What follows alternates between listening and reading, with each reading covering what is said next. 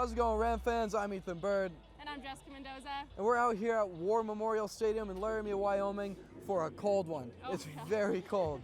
But the Rams will be taking on the Wyoming Cowboys for the border war, competing for that bronze boot. What are we looking for today, Jess? Yeah, so CSU with the number 20th ranked pass offense in the nation. I think Wyoming's definitely looking out for that. They probably showed that in their scout team during the week. So CSU's going to have more of an even spread offense, kind of play around and see what they can do to trick Wyoming. However, Wyoming has the 20th rush offense in the nation. So CSU's rush defense is really going to have to step up like they did against Air Force in the beginning. Absolutely. They did do that against Air Force in the beginning. We're going to sound like broken records. We say this every week. They've got to finish. They can't get gassed. They can't get tired. They've got to come out high intensity every drive, every play. And that's the only chance they'll have to beat this Wyoming team. You're right. And I have a feeling that CSU is going to come out with a lot of intensity, a lot of energy. Absolutely. Because of what happened during the week. Mike Bobo had previous border work playing on the Jumbotron during their practice with the bronze boot. So I definitely think that there's a lot of intensity going into this game, and I think the Rams want this one bad. Well, they've got to fester that because we know Wyoming hates CSU. We're their closest rival, and they've been gearing up for this game all week. It's gonna be an intense game. Yeah, and I'm looking for Warren Jackson to be targeted more than he was against Air Force. I mean, he's just definitely the outlier on the CSU team. He's kind of the lead of the offense, so I want to see them target him as much as possible tonight. Absolutely. Make sure to stay tuned for a halftime and post-game show.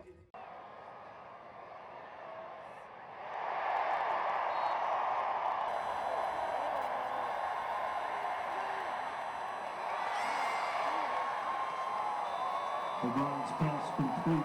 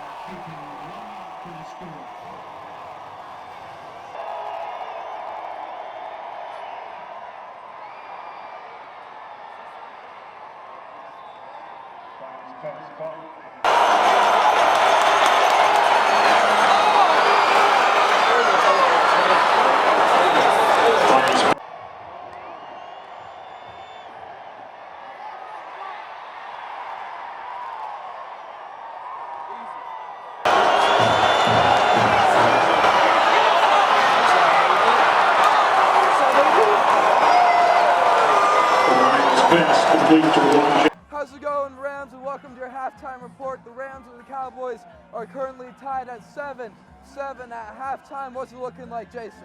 It's looking like a pretty defensive game out there. If you watching, there's under 20 rushing yards for CSU, and Wyoming doesn't have much more than that. And through the air, it doesn't look like teams are in a groove yet. You see a lot of slipping around. The field looks a little slick. So I'd be prepared to see a lot more passes in the second half. Well, one guy that's really getting into his groove is Trey McBride, who has 4 receptions for 58 yards, and 3 of those receptions came on the scoring drive. Yeah. He kept the drive alive. It looks like him and O'Brien are really connecting. Yeah, and on that scoring drive, it seemed like it was too easy. Warren Jackson lined up one-on-one, and Patty told him, go get the ball. Yep. And that's what Warren did, and I expect to see that more in the second half.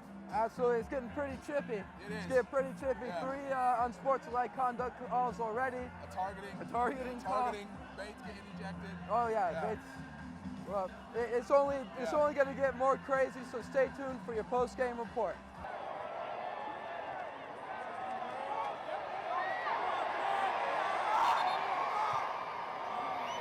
Melody tries the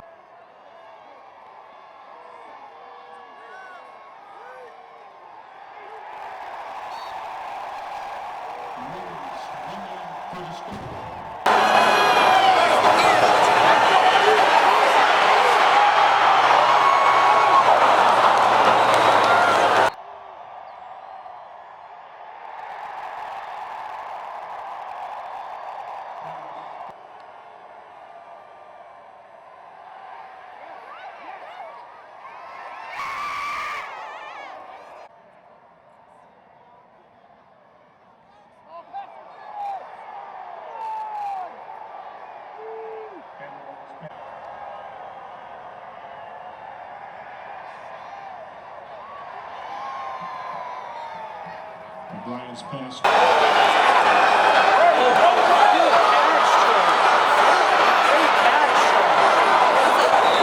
Bryant's pass caught.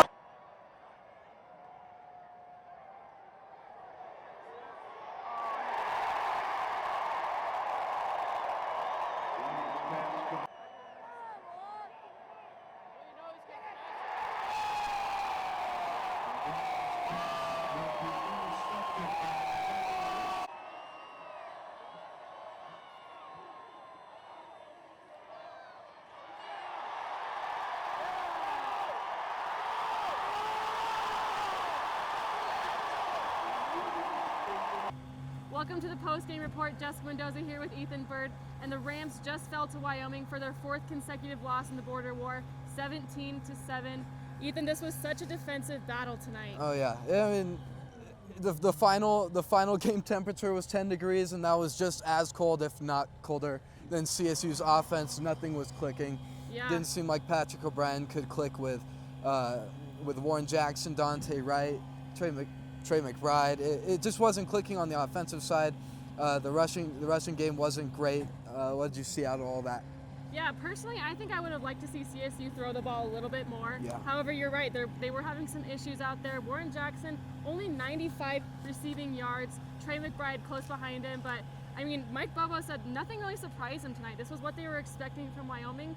But it was just kind of the story of the season that they were not able to get it done at the end of the day. There's just a lot of costly mistakes. Both Bobo and Warren Jackson talked about that in the post game. It's just they kept shooting themselves in the foot. Lots of misplays, lots of penalties that just killed their momentum. And it really is a story of their season. You know, you get a little bit of momentum with that winning streak, and then it just dies.